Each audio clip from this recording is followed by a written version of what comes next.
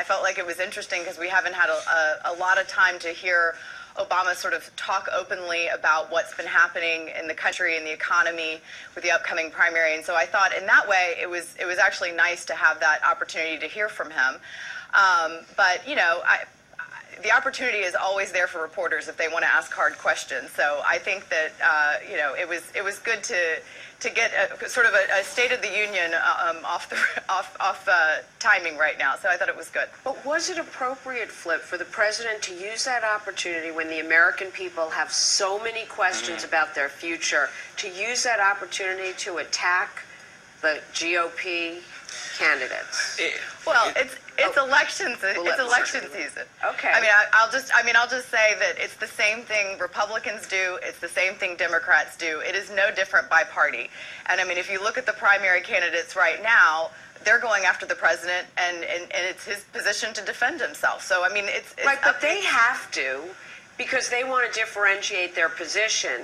Well, so does he, because he's got the president actually has a job to do. He's got the job. Well, right. He was in this interview in the capacity of President of the United States, not Democratic nominee for the 2012 election. We see it in a I found it confusing. I found that it blurred the line.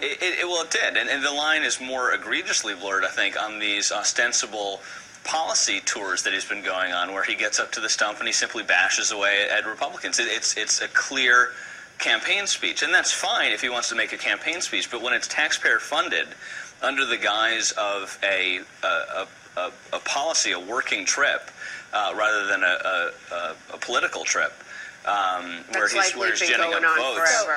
Well, we've seen it in recent weeks, Obama really pushing the envelope in terms of these speeches that he's making on these bus tours, to, you know, listening tours, whatever he wants to call them. They're simply, you know, again, the message is now he seems to have settled on this just all-in class warfare.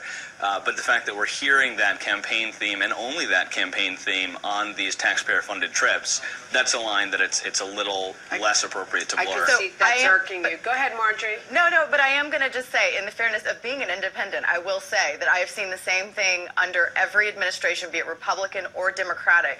As this time of year approaches, the nature of our democracy, the way it is set up, is that two-term presidents, within their first term, are going to have to be campaigning for their next position.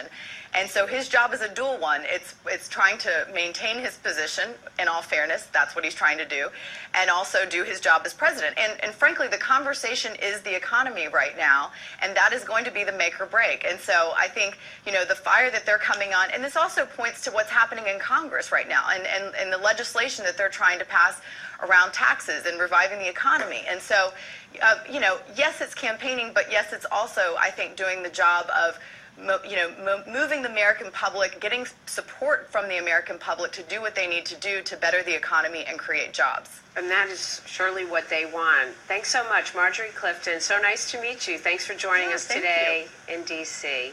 Thanks.